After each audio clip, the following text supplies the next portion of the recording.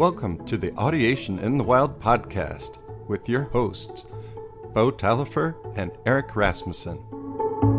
Season 2, Episode 38, Rhythm Syllables. Lydian Sharp, too. But it's such a beautiful sound. Like, you don't hear this a lot. I love that sound. It's beautiful, but we're not going to talk about anything beautiful today. No, in fact, we're not even talking about harmony today. No harmony. Nothing beautiful either. Talk about frickin' rhythm syllables. So you have something. Can you tee this up for us? Can you you don't have to name names or anything like that, but No. there's this thing, we're in MLT, especially related to rhythm syllables, and there's a lot of debate in music learning education about should we be counting, should we be using rhythm syllables, should we be using Takadimi or God knows what, the Gordon, what is it, Forsyth? I forget the guy's name. Beat function syllables. Frosted. Like, what should we be using? Frosted. Okay. So, I mean, one of the things that Eric has brought up to me is, like, we don't have a great syllable system for swing, which is actually a problem because swing is not playing in triple, even though that's typically used as a proxy. Oh, yeah. People think of swing as a type of triple meter, and I don't think that's entirely correct. It gets you kind of, I mean, if anything, swing's more triple than duple. I'll say that, but it is something different, and so the claim kind of leads itself to, should we have a different syllable system for swing? And Eric's brought up the point that it just doesn't matter. It doesn't matter in the sense that it needs to, like, logically cash out. Yeah. Because the beat function syllables are trying to help students make the discrimination between duple and triple, and you can try to fit the swing syllables into that logic, but we hit a point of kind of pedantic diminishing returns where what we're claiming, and I've come around to Eric's position, I think it took me about 2 seconds to come around to his position, is that when you're doing swing rhythm syllables, just use the syllables that come from that culture. That culture, that swing culture and that bebop culture has a syllable system that works just fine. And yeah, it doesn't logically cash out in the way that the beat function syllables cash out. It's not, but it wasn't designed for that purpose. Like, people didn't invent bebop syllables to do partial synthesis with, essentially. Right? Yes. That's exactly. And that's what I see as the issue, is that people are trying to MLTize everything. Yeah. What are the purpose of these syllables? The do today and do to da to d and do be do babi and do to ba to be to do to, and do be do babi do to be do to ba to be to do. What are the purpose of those syllables? To help you discriminate among the meters, right? Yeah. So if you can distinguish among the meters, are we done with the syllables? I'm pretty much, yeah. I don't like having to say, oh, look at this rhythm. What syllables would you use for this because there's some subset of the division? Or there's a triple inside of the 16th note somewhere. Or a triplet, like, or there's multimeter going on. There's do, day, and do, da, dee, do, day at the same time. So it's like, do you want to use the duple syllables and have the triple land funny, or you want to do the triple syllables and have the duple land kind of funny? Or can you keep both in your head at the same time? If you're doing that, then it doesn't matter what syllables you're using. So yeah, and I think a lot of people once you want have meter, syllables. You don't need syllables for much. They give you precision to the patterns that we need to learn, but once you get to a certain point and you got macro beat and micro beat in the body, and you can say the rhythm, whatever the rhythm is, whether it's an elongation pattern or breast pattern or a combination of all these other beat function patterns, rest being hard and elongation and pickup but if you can do the rhythm and keep meter in the body, it doesn't matter to me. As long as you've got a healthy dose, a healthy, buffet of patterns in your vocabulary Sure. from all this other stuff. So when you get more complicated or more into the minutia of rhythm, you don't need the syllables anymore. You already have the meter, and you can say the rhythm. If you have meter and can say the rhythm, the syllables don't matter anymore. They only matter in helping you get more rigorous with the patterns you already have in your, at the oral level. Use them with verbal association. That the purpose of those, give you more anchor in your brain, to give you a wider vocabulary. You need to be able to name the patterns Sure. with syllables.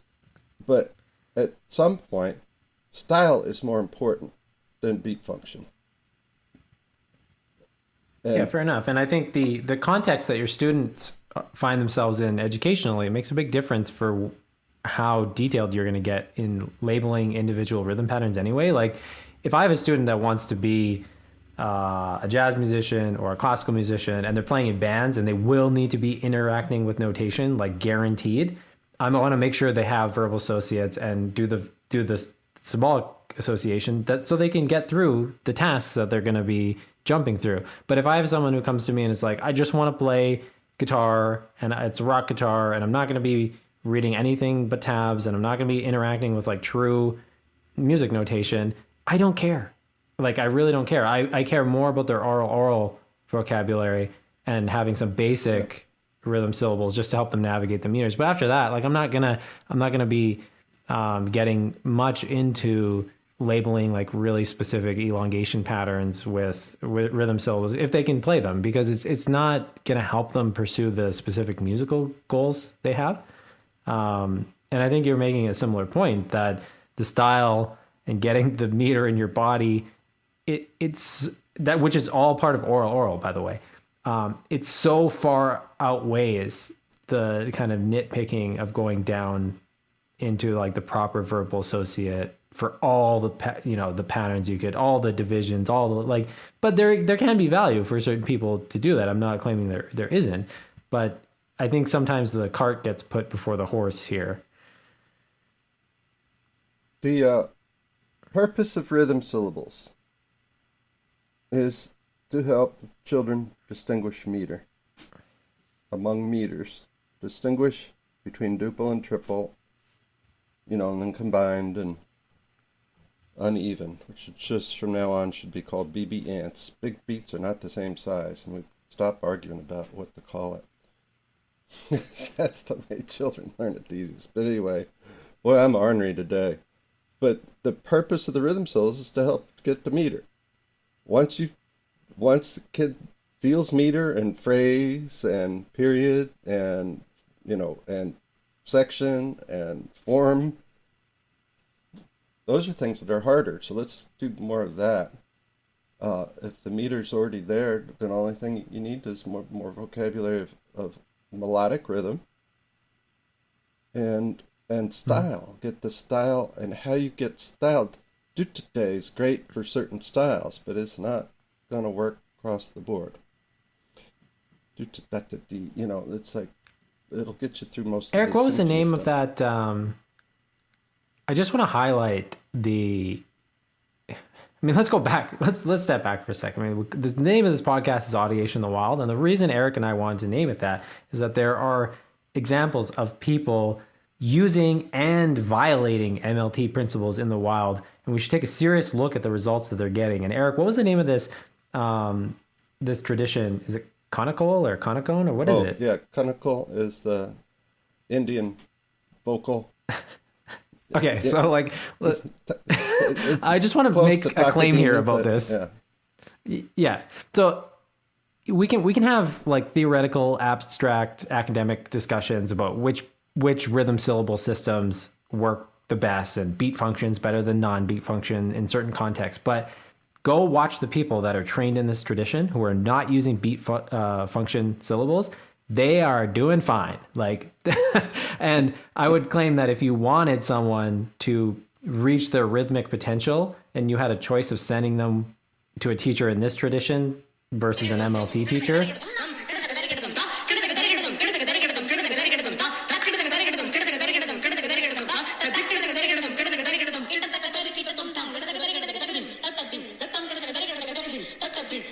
Right now we're probably going to get censored. it's truly amazing, the rhythmic achievement of some of these musicians, and I have a hard time claiming, like I have a hard time coming at them from an MLT, like a clean MLT perspective, and saying no, they should be using Gordon syllables because those are theoretically better. No, it's just, this is the point where we have to take the empirical observation into account and say these people are achieving something that is clearly head and above any MLT teacher student that I've seen achieve rhythmically. And yeah, there's a big thing of aptitude involved in this, but they're clearly having no problem reaching their rhythmic potential. And I mean, it's hard for me to argue with that. You know, I like the idea that beat function syllables, it really will help you do a partial synthesis activity very precisely, you know, how Engelman would want it. But there are other things to consider. And when we get tunnel visioned on like pursuing things like the clean way, we kind of miss the bigger picture, I feel. And I feel the same way harmonically, but we're not going to get into that today.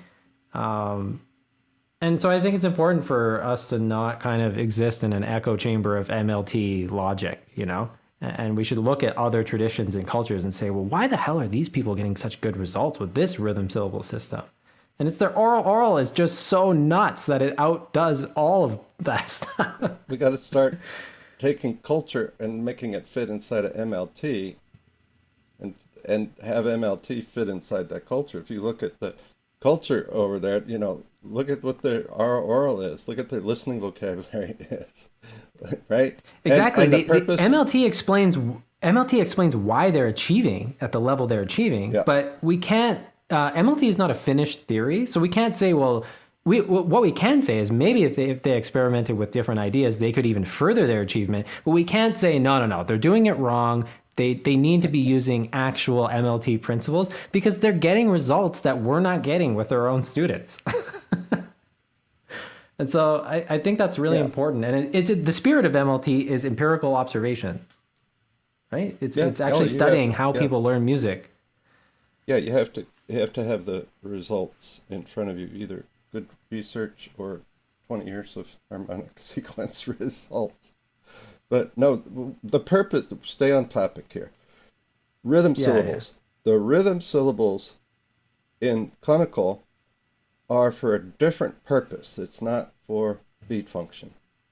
In fact, how they keep track of their talas in India is craziness in terms of, you know, the uphand, the backhand clap, the different beats in between, the little sections. I don't know how. I know tin tal. You know, da din din na, da din din na.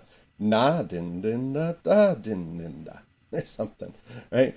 And that's tintal. It's like that's how you count. It's just 4 beats on each finger with you count with your thumb. And the purpose for them is to feel form and to remember these rhythmic choruses, I guess. Rhythmic. Mm-hmm. You know, there's just a language. It's really extraordinary to hear them, but it's like to give them the capacity to remember a larger form, and inside that, these ridiculous rhythms that fit into that form. Mm-hmm. And you know, I could listen to 100 times, and I still can't come close to doing what they're doing. So you're making a really important point here, is that when we think of rhythm syllables, we're looking at it from the MLT perspective of beat function, and which I think is a really useful paradigm to adopt, the fact that we're using the same syllable for macro beats at large. But when you start taking other considerations into account, like the ability to memorize longer forms, the ability to verbally perform the rhythm pattern, which I think can be downplayed a lot.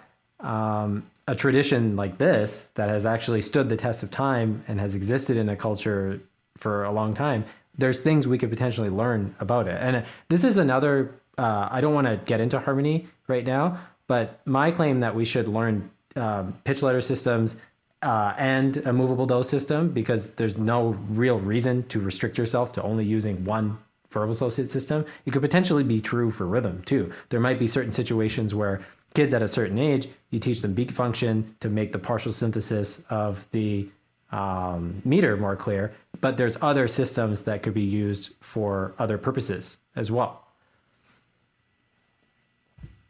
Yeah, your mic's rattling big. Okay, it's not gonna come over? No, because Okay. I'm recording on All right. a different mic. Yeah. Rhythm syllables, for what purpose?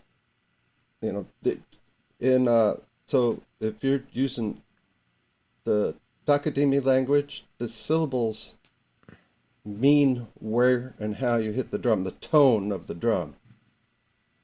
So ta is a different strike of the drum than na and din. Ta, din, din. And there's all kinds of stuff that they do to name the strikes of the drum. And those are the syllables that they use, and how they teach them is through that vocabulary. So maybe they don't even start with oral, they start with a verbal associate, but the verbal associate isn't related to beat function, it's related to tone. And the drums in India are very tonal.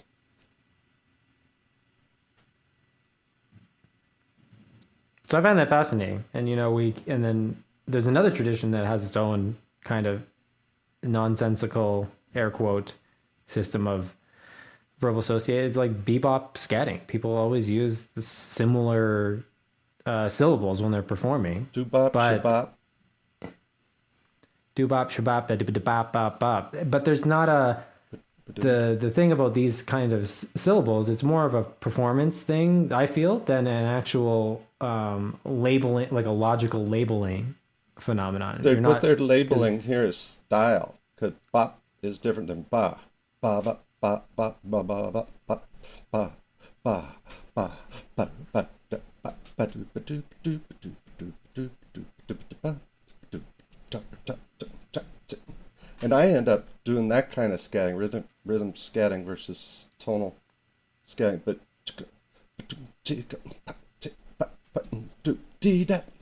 and D dot is different than D dit, D dit. If you say a dot for a trumpet player and a dit, that's a different length of time that you hold that note. And what you basically do is just listen to the lead trumpet player. The lead trumpet player says how that dit should sound. And then you so match this is your this horn, is a really interesting part. Horn, you match your horn, the length Exactly. of your horn thing to what the lead trumpet player does. And we know it's a da-dit, but we don't know if it's a da-da or da-dit. And it's different, da-da and da-dit.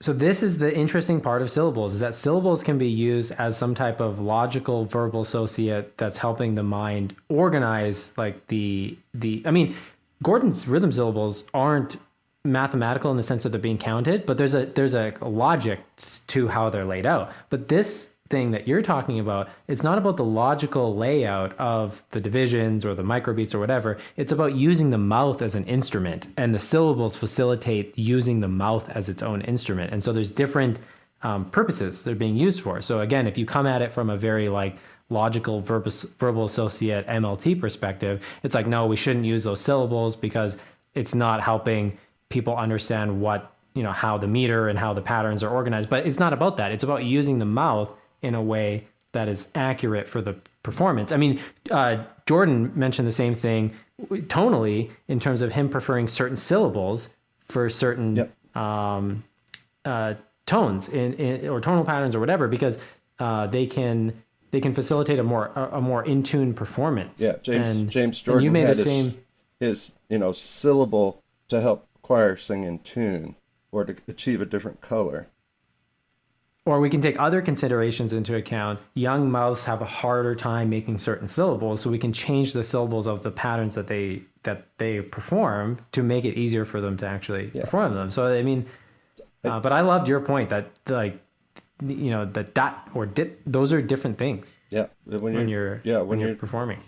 And if you can say them in your voice, then you're going to be able to more easily adapt them to your playing, your trumpet playing in my cases. So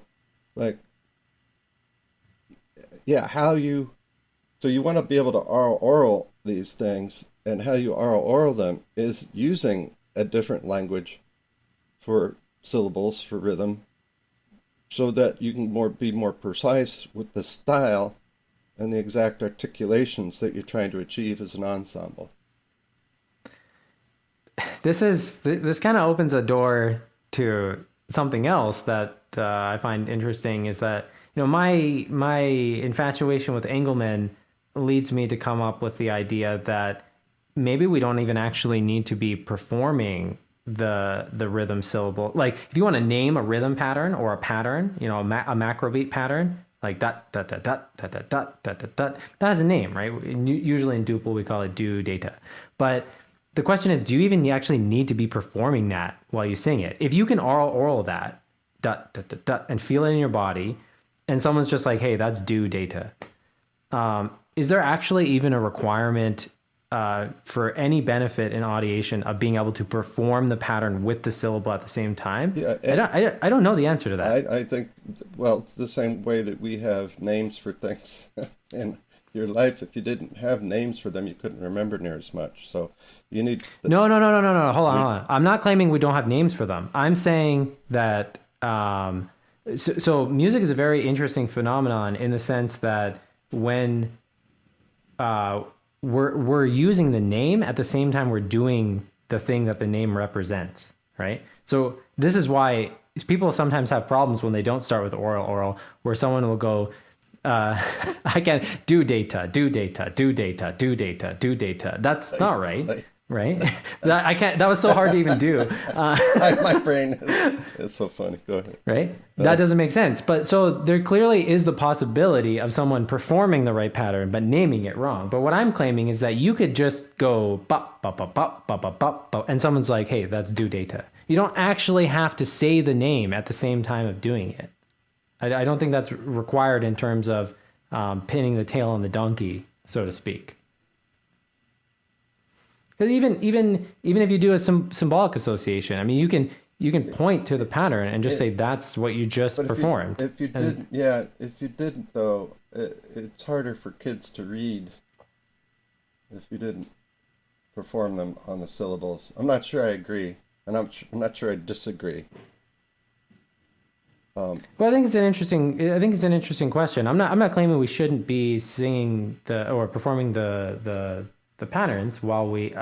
I'm not saying we shouldn't be using verbal associates simultaneously aside performing, like with performing the patterns, but I don't think auditionally it's strictly necessary. I think if you have the pattern at the oral level and you can discriminate it against other patterns, because Eric, you can't do this with harmonic patterns, and yet your whole work is built around this. So I mean, like I think there is, but all I'm claiming here is that the oral is truly what matters. It's the actual, because once you have that, you have the ability to generalize and create and improvise. You don't need any of these other levels really. If you've got enough oral to work with, that's the thing. You don't need to be taught in order to learn these things if you've got enough oral. Is that that's kind of that's the bigger, that's how some of these audience. Well, this is what I see as the whole point of verbal association and then symbolic association. It's to point at things that people can audiate. That's what it is for, in your own mind. And you're having this discussion about performing music from memory, and I brought up the fact that even Stravinsky used the score when he conducted the Rite of Spring or the Firebird or whatever. But at that point, is the guy actually using the score as like an audiational crutch, or is it just like a reminder for what Totally he originally was? It's just it's basically an elaborate Post-it note. But I think the same thing for the verbal associate. It's just there's so many freaking patterns that even if you have a great oral vocabulary, it does at some level for communicating to yourself and communicating with other musicians to have names for the patterns, just like we have names for cups and chairs and stuff like that. Yeah. But I want to go back and say, so syllables lend themselves to particular style, and MLT is, so contextualize where MLT is coming from. I think it's from not what's going on in the wild. MLT came to be as look how bad our music education system is in the United States. Like, elementary school, right, and as you get into high school and college, Gordon was horribly frustrated that he was having to take bass lessons at Eastman the way he was taught. He just didn't agree with how he wanted to be taught. He wanted to be trained by ear. And so the context is like, what's wrong with music education? Let's fix it. And how do we fix it? Well, eventually he realizes that it's even before elementary, and it's like the whole last part of his life in music education was dedicated to early childhood. And then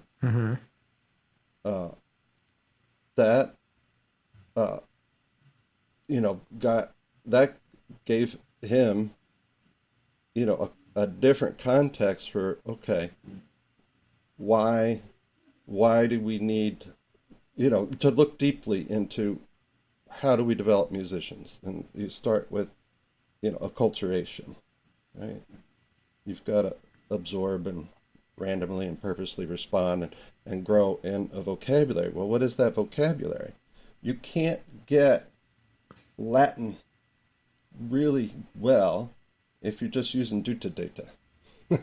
You can't get swing if you're using duta data. You can't get style. And I think style is more important than meter sometimes, or as important, or maybe it is more important. Because if you're in the style, you're saying something, and you hear some of these really, really old recordings of blues musicians, and it's almost like they don't even have, they have some kind of meter, but it ain't clean, and it's beautiful, but what they have is unmistakable style.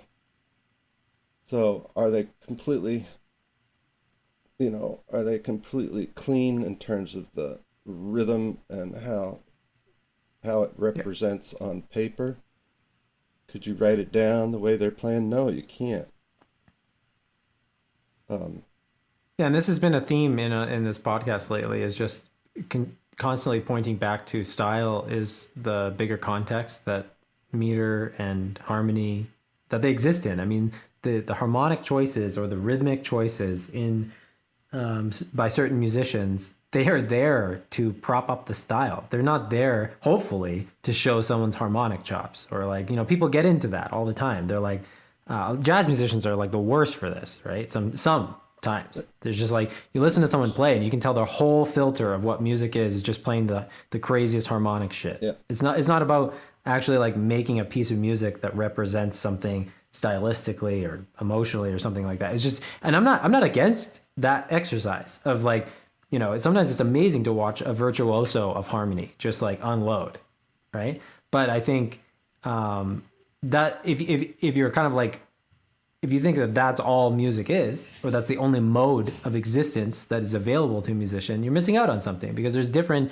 and this is why music has evolved in the way that it has, where sometimes it's all about like virtuoso performers, and then it's more about like minimalist composers, and then it's more about like, this is what makes music beautiful, is that it's not a one-trick pony. It's not, there's different ways musicians can express and explore different facets of music. And Eric's constant direct pointing to this thing that like make sure you don't forget about style along the way. Not that everything you do has to be like a style carnival, but that is something that often gets forgotten in the context of creating curriculums, because we're trying to like juggle so many balls. You got to get your rhythm patterns and your meters and your tonalities, and then oops, I didn't teach style. Yeah, well, every time I do a swing chant or song for my babies, toddlers, I do bup bup bida, bup bup bida. That's my first swing. That's A1, section A. Bup bup bada, bup bup bida. And then I jump, bop, bop, jumpa, bop, bop, beada. And sometimes I jump on the bop, bop, beada. So it like where is it landing? Bop, bop, beada. Whatever you want to do, but that's an easy rhythm for babies to eventually do when they're 2 or less. To bring improv into this, sometimes I feel like people, there's this great Dizzy Gillespie quote, and he says something along Hal Galper has talked about this. I love the way Hal Galper says this, but he's like, a lot of people think of notes and put rhythms to them. He's like, I think of rhythms and put notes to them, and that is just a totally different way of improvising. And I was just kind of doing that. Eric was singing these patterns, and I was just copying his pattern and putting notes to it. But often, if you have this style and a rhythmic pattern as the freight train of your rhythmic ideas or your melodic ideas, they make more sense, because if you improvise with this kind of rhythmic thrust over like an obsession over which tones fit over which chords, it makes the form of the melody make sense. But if you just start with tones and try to come up with random rhythms like behind that, the form often gets thrown out of the window, and then the melodies don't have they don't have a punchline or a syntax to them. Yeah. Gordon always said that rhythm was more the floor. It's more important to have high rhythm aptitude than tonal aptitude, he said. That's one thing he absolutely said. And if you think about it, rhythm is more of what drives a piece than anything. The tonal. Metheny said the same thing. I mean, I've quoted Metheny ad nauseum on this podcast, but there's a great bootleg lesson of Metheny teaching a guitar player, and Metheny basically critiques this guy's playing through an MLT lens. He's like, your rhythm is not where it needs to be, and then harmonically you're like also not really in the game, and that's his. But Metheny makes the claim that it's more important to have this rhythmic thrust. It's harder to develop. I think harder because people don't use the body and do enough movement. You can put tonal patterns on and just sing them back in your car, but it's harder, I think, for a lot of people to do the movement thing on their own. You have to be kind of around someone that has it, and I think he's right on the money. That if your ideas don't have a rhythmic authority or confidence to them, you're missing something. And for me, this is why bebop is just it's such a good genre and culture to study, because great bebop musicians, the melodies have just this like rhythmic, like it's almost like Joe Pass's melodies were like carved out of a statue. Like they're so rock solid. Like you could just change the notes. Like you could just play straight up wrong notes at the end of the phrases, and the rhythm is so strong, the brain's like, okay. I mean, that's Thelonious Monk, right? Mm-hmm. Thelonious Monk is like a lot of rickety stuff about him.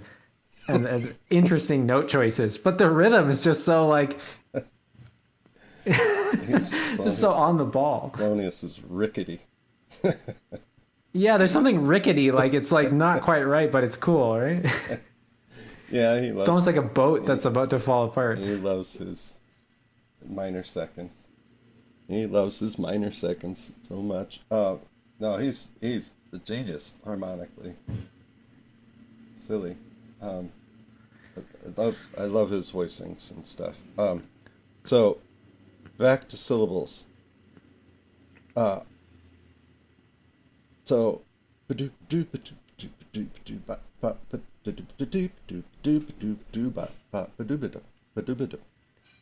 When I do syllables with my 2-year-olds, I got the beta, but I also do butta butta ba.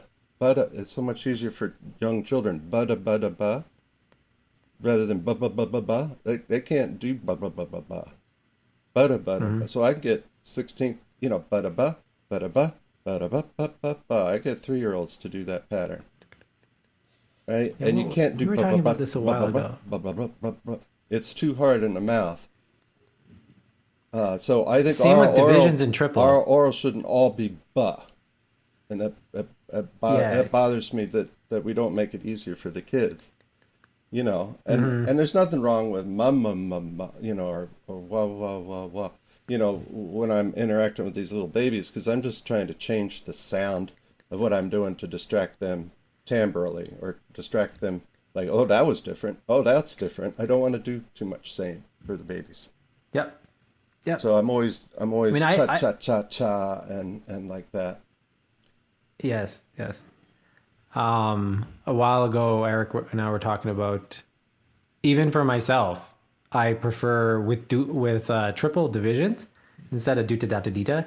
I prefer a duka-daka-dika. I prefer putting a K syllable in there because it's way faster. If I'm just improvising, I prefer that in terms of the speed. Duka-dadi, duka-dadi, duta-dadi. Yeah. I prefer that. The problem is that it's harder coordination-wise for younger mouths. Yeah, and I'm not claiming that young mouths should be doing what I'm saying. I'm just saying my own preference. Like, it doesn't make a difference in my mind using a K sound or a T sound, and that's an easy choice for me. It also gives people, flute and brass players, the syllables for double tongue, which is a useful skill. That's why I'm thinking about it like that. It feels like I'm double tongue. It's the reason it's da-da-ga, da-da-ka, not da-da-ba or da-da-la or da-da, ba-da-ga, ba-da-ga, ba-da-ga, ba-da-ga, ba-da, or da-ga-da-ga-da-ga. So if you're using those syllables, that's useful for what purpose? Now we're talking about same in duple, right? Yeah. Purposes. Instead of duta-dita, yeah. duka-dika, it's just, I find it more fun to do. So. But again, it gets to that point where like the syllable system you choose almost uses the mouth like an instrument. You're using the mouth more like an instrument than as a way to. That's what it is. That's what it should be. Yeah, it's like the mouth is like a little drum set. If you can't and do have it, the ka sound. If you can't do it here, you're not going to be able to put it on your horn. Yeah. Right? Because this is easier. Your face is much easier than your horn. Sure. That's why oral's the way it is. You don't do oral. Well, you could do it instrumentally, but it's not. That's a slower road. I mean, that was my road in terms of learning. I listened to a lot of music, and I was very kind of tractor beamed in when I was a young age to music. It pulled my attention in, but I did not sing patterns. I only copied them on the piano at first. And so I know it can be done. And I have students like that too, who are just petrified of singing, and I don't have the heart to make them sing in the first, 4 lessons. And so it's just on the piano. It's just can you find this sound? Mm-hmm. Or, I'll play a tonal pattern, and I'll show them by rote how to play it. And I'll say, is it either this way or this way? And we'll just do a generalization. Like, they know it's only those 3 notes, but am I playing it up or down? And you can start to get this oral going on a keyboard or something, but it's cool. Some of my some of the repertoire that's in my book, I use a lot of different kinds of syllables. Chicka boom, chicka chicka ka, chicka boom boom, chicka chicka, chicka boom boom boom boom, chicka chicka chicka, chicka chicka chicka chicka. Ka, it's different. Just pop. It's just different. Boom boom boom boom, chicka chicka chicka. It's how I like it. Ba-do-ba, ba, ba-do-ba, ba, ba-do-ba, ba-do-ba. Ba-do-ba, ba, ba-do-ba, ba. Oh, do-ba, ba-chiga, do-ba, ba-chiga. That makes an interesting twist there. Ba-do-ba, ba, ba-do-ba, ba, ba-do-ba, ba-chiga. Doop-bop, bop, doop-bop, bop, doop-bop, chiga, chiga. It's like ga is louder than the ch, but ch is on the beat. So chiga, doop-bop, chiga. Yeah, yeah, yeah. It sounds like you're saying bapichga, bachiga, bachiga, but it's chiga, but chiga. Babidi-bop, Yeah. bop, babidi-bop, bop. Babba-dooba-dooba-dop, dooba-dooba-doop-dop, doop-bop, chiga. So I want to get at different mouth sounds for the kids to hear, for them to imitate, let them absorb it and get to the point where they can scat for me. And if they can scat, you're being creative with the components where there's nothing you can say that's wrong. There's no grammar. Right, you don't have to have nouns and verbs and all that. You just are making sounds. And you're not limited. Yeah, exactly. You're not limited by where the do belongs, but it's nice if the kids can improvise using the syllables, but that's a step that's more constraining. And that, so therefore be more difficult or more logical. Depends on which direction you want to go in. My direction is always toward whatever is more creative early. Have the kids get comfortable being creative and choosing what they like and what they don't like on their own. Just making them the musician in charge of that. They don't have rules. We don't need to put them in a box and put the box around them. They'll figure it out. I don't know if that makes sense. Yeah, and I think all those other levels anyway, just everything above, on the discrimination side at least, once you have the oral actually down very solidly, the rest of it should not be that difficult to do. Engelman said the same thing. I mean, once you can actually make the discrimination between two sensory concepts, which is like such a loaded term if you're not comfortable with the word concept there, but once you can actually make a sensory discrimination, putting a label on it should take about 30 seconds to teach a student the label. And then it's all you're doing after that is making sure the student doesn't forget the label. That's it. It's not this long drawn out process. But in music, I mean, doing this with audiated material, you have to really have the oral down and that's why I like Eric's kind of general approach to this, that, if you look at the way he's doing this, he's getting more patterns in at the oral level than trying to rush into symbolic association, especially, and obviously some basic verbal association just to help out where it can. But it's oh yeah, there's always this opportunity cost at play. We only have so much time with our students, and most of them won't do infinite amounts of homework, so we can't just make like an after school plan for them to follow. So the question is, like, what are you focusing on more, and where's your return on investment? And that's why I always try to look at it through the lens of what the student is trying to do. I mean, I'm teaching private lessons, so my students they're all at different places. Some of them are like, let's go classical piano exams. I need to use sheet music. So they need the names for those patterns, because I don't want them decoding the rhythm patterns. I really want them just knowing what they're called and being able to perform them. But if they're not doing that, then it's okay. Let's just oral, all day. I'll give you a couple exercises to make sure I know you can discriminate meter. But that's often not even big of an issue as people make it out to be. It's purpose driven. What's your purpose? You got to get different purposes. Exactly. The student's purpose aligned with your own. So they have different purposes now. Align what it is you need to do for the purpose of what the lessons are for. And that goes back to the singing. Like if someone comes to me for guitar lessons and I can tell they're profoundly uncomfortable with singing, I'm not going to, just because I have an MLT knowledge base, I'm not going to force them to start singing in their piano lessons or guitar lessons. I do what I can. And, my experience is you can get people to copy rhythm patterns very well with their hands and not their mouths. It's just mouth. If you can get them to do it with their mouth, like if you think about the absurd control human beings have over their mouths, it is the ideal instrument to imitate rhythm patterns with, because we have such elegant control over our mouths. But some students don't want to do that. They want to do it on the guitar, not in their mouth. And so I try to bring it in, But still, if they're if they're coming for Well, everybody's homework this week is listen to Ella Fitzgerald, Louis Armstrong. Uh, we've got Dizzy Gillespie in there scatting. Um, who else are the scatters? You got to add. Ella is particularly nuts to listen to scat because it sounds like she's just doing random nonsense. Go transcribe one of her scat solos. It fucking fits over the chord changes like perfectly, and it's like, oh my god, this is disturbing. It just sounds like she's just like shooting out whatever, but it's like carved over the chord changes. Yeah. So Yeah, get some scat. yeah, she had something. Yeah. So much. I was trying to think of one of the guys I just listened to sing and play piano in drums, just with Chucho Valdez. Chucho Valdez. Oh my God. Mm-hmm. I just saw him this summer.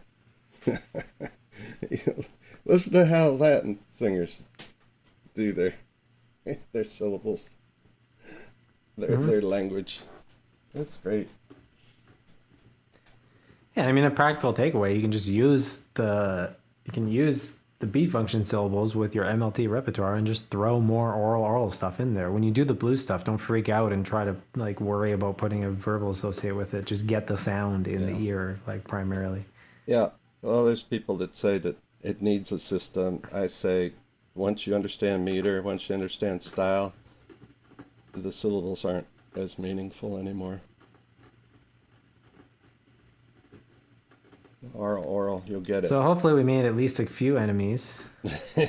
Always. We're always looking to make the enemy. Somebody fight us. Call us. We want. They're on the teachmusictokids.com website. There is a button for people to leave us voice messages. Oh, that's on there. Yeah. Yeah, I put it up on there, but I haven't messed with the website forever. But at least there's a button on there for teachmusictokids.com. And there's a button to leave a message. We'll play it over the radio. We'll even name names if you leave yours. If you do it anonymously, we won't be able to do that, though. But, well, that's fine. And then like us and subscribe. No, it'd be helpful because it helps people find us more if people do respond that you're out there. We know you are. We've gotten some great fan mail, but we want to reach more people to fight with. How did I wake up so ornery today? Ornery. That's a good name. Where'd that come from? A good verbal associate for how I feel. I mean, that's pretty much what it is, right? Label your emotions. Yep. I think that's a healthy practice. Absolutely. Okay, we let that dribble out. Later. All right, till next time.